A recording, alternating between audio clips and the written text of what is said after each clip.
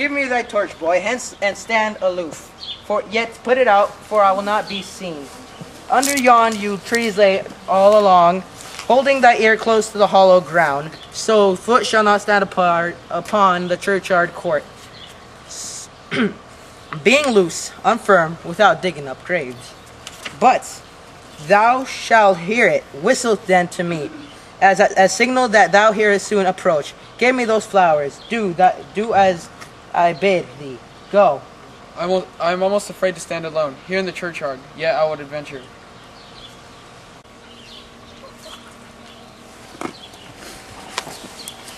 Sweet flowers with flowers, thy bridal bed I strew. O woe that cannot be dust and stones, which sweet water nightly I will do. Or warning that with tears drizzled by moans, the obscure that I for thee will keep, nightly shall be struve and grave and weep. The boy gives warning, something doth approach. What cursed foot wanders this way tonight, to cross my obscurities? True love, right? What with a torch muffle me night awhile. Give me that mattock and the wrench iron. Hold and take this letter. Early in the morning see thou deliver to my lord and father. Give thee the light. Upon my life I change thee.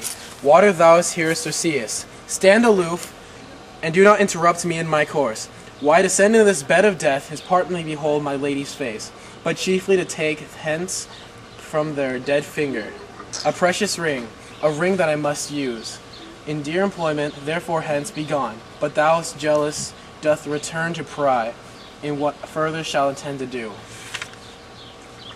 By heaven, I'll tear the joint by joint, and strew this hungry churchyard with thy limbs. And the time and tents are savage as wild, more fierce, more inexorable far than empty tigers of the roaring sea. I will be gone, sir, and that trouble to you. So shalt thou show me friendship. Take thou that. Lion be prosperous, and farewell, good fellow. For all the same, I'll hide me hereabout. His looks I fear, and his intents I doubt. Thou distable maw, thou womb of death, gorged with the dearest morsel of the earth. Thus I enforce thy rotten jaws to open, and in despite can thee with more food. This is that banished haughty Montague that murdered my love's cousin with which grief it is supposed that the fair creature died, and here is to come to some villainous shame to the dead bodies. I will apprehend him. Stop thy unhallowed toil, vile Montague. Can vengeance be pursued further than death? Condemned villain, I do apprehend thee. Obey and go with me, for thou must die. I must indeed, and therefore came I hither. Good gentle youth, tempt not as desperate man. Fly hence and leave me. Think upon these gone. Let them affright thee. I beseech thee, youth. Put not another sin upon my head, by urge me to fury. O be gone, by heaven, I love thee better than myself, for I come hither armed against myself. Stay not, be gone, live, and thereafter say, a madame's mercy bid thee run away. I do defy the combination, and apprehend thee for a felon here. Wilt thou provoke me? Then have at thee, boy!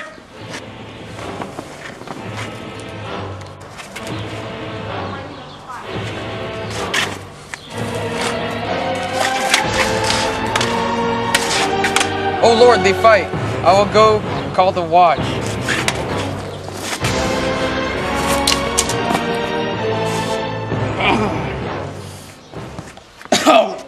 Oh, I am slain. If thou be merciful, open the tomb and lay me with Juliet. In faith, I will.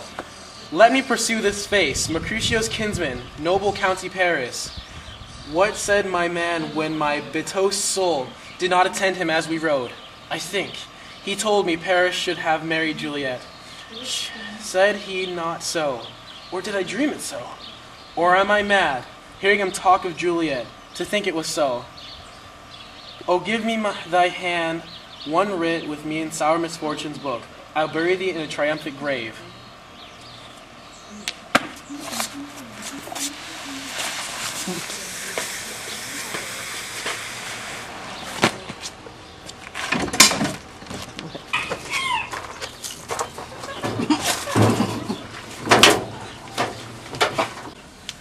A grave, oh no! A lantern, slaughtered youth. For here lies Juliet, her beauty makes this vault a feasting presence of full light. Death you lie here, by dead man interred. How oft, when men are at the point of death, have they been merry, which their keepers call a lightning before death. Oh, how may I call this a lightning?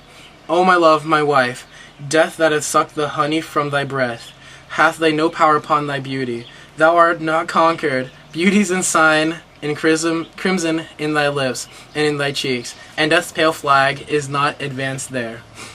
Till liest thou in the bloody sheet. Oh, what more favor can I do thee than that they cut in thy youth in twain? To sunder his that was thine enemy. Forgive me, cousin. Adieu, Juliet. Why art thou yet so fair? Shall I believe that unsubstantial death is amorous, and that the lean abhorred monster keeps there in the dark be his paramour? For fear of that I still will stay with thee, and never from this palace of dim night departed again. Here there I remain, the worms that are my chambermaids.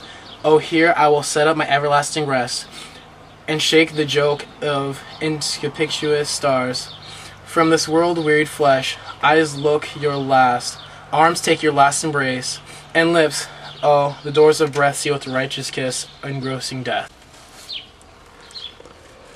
A day keys.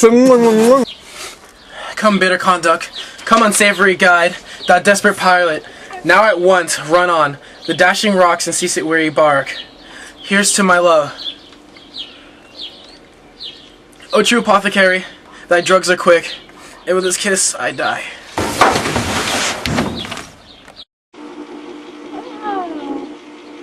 Oh, comfortable friar, where is my lord? I do remember well where I should be. And there I am. Where is my Romeo?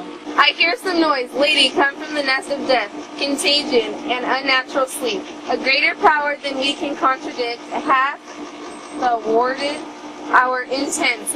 Come away. Thy husband in thy bosom there lies dead, and Paris too. Come, I'll dispose of 3 among a sisterhood of holy nuns. Stay not to question, for the watch is coming. Come, go, good Juliet, I dare no longer stay. Go, get thee hence, for I will not away. What's here? A cup close in my true love's hand. Poison I see, hath been his timeless end. O churl, drunk all, and left no friendly drop. To help me after, I will kiss thy lips. Haply some poison yet doth hang on them, to make me die no resortitive. A day keys again. Lips are warm. Lead, boy. Which way? Yeah, guys, then I'll be free. Oh, happy dagger, this is my sheath. There rust and let me die.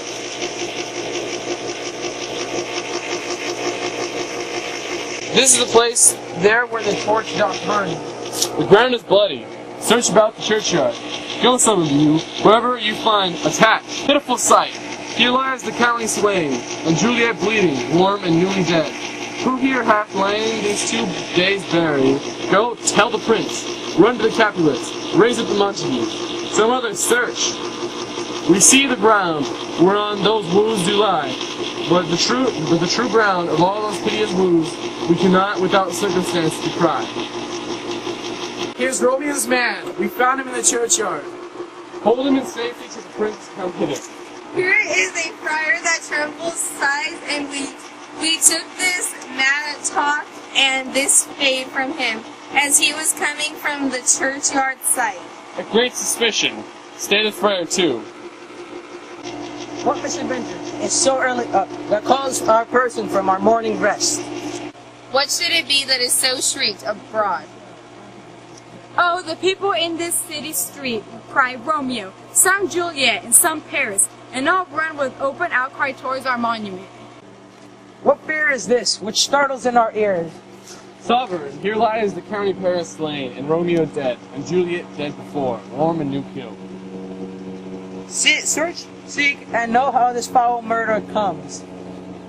Here is a friar, and slaughtered Romeo's man, which instrument upon them fit to open these dead men's tombs. Oh heavens, oh wife, look how our daughter bleeds. Her this dagger with Miston, for lo, his house is empty on the back of Montague, and it is missheathed in my daughter's bosom. Oh me, the sight of death is a bell that warns my old age to a spelter. Come, Montague, for thou art up early to see thy son and his and heir now early down. Alas, my liege, my wife is dead tonight. Grief of my son's exile has stopped her breath. What further woe conspires against mine age? Look, and thou shalt see. O thou unthought, what manners is this, to press before thy father to a grave? Seal up the mouth of outrage for a while, till we can clear up ambiguities, and know there spring in their head their true descent.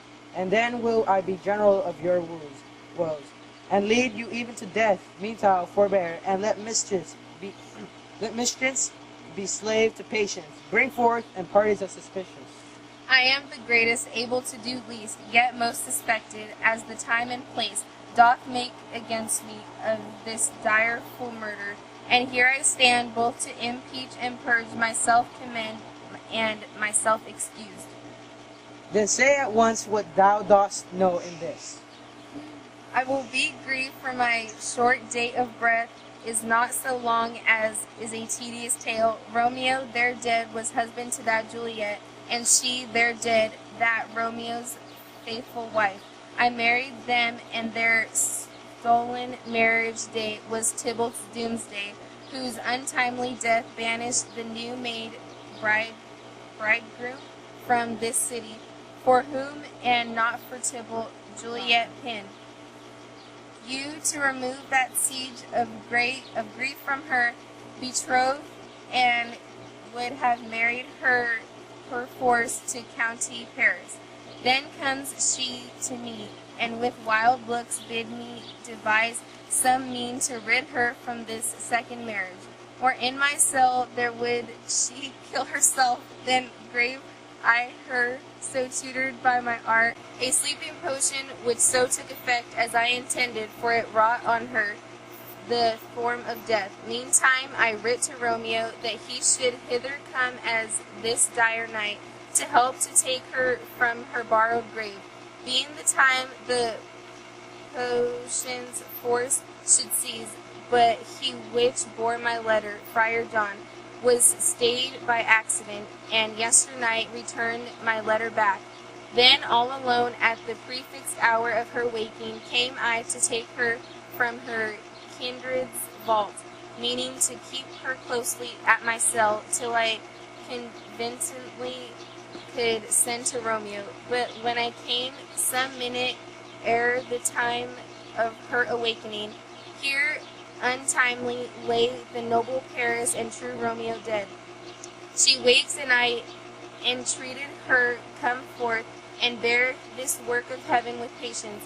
But then a noise did scare me from the tomb, and she, too desperate, would not go with me, but as it seems did violence on herself. All this I know, and to the marriage her nurse is privy, and if aught in this her miscarried by my fault, let my old life be sacrificed some hour before this time unto the rigor of severe law. We still have known thee for the holy man. Where's Romeo's man? What can he say about this? I brought my master news of Juliet's death, and then in post he came from Montown to the same place, to the same monument.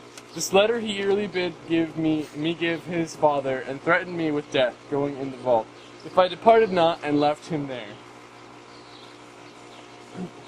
Give me the letter, I will look on it.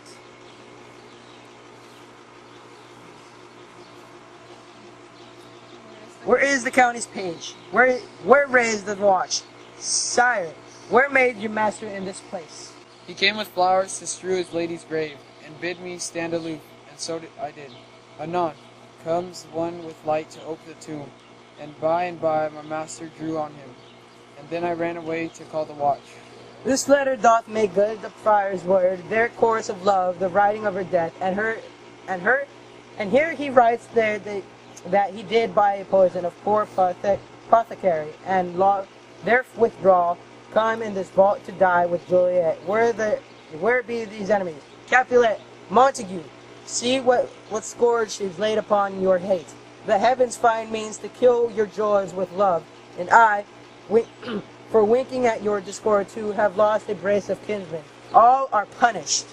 O brother Montague, give me thy hand.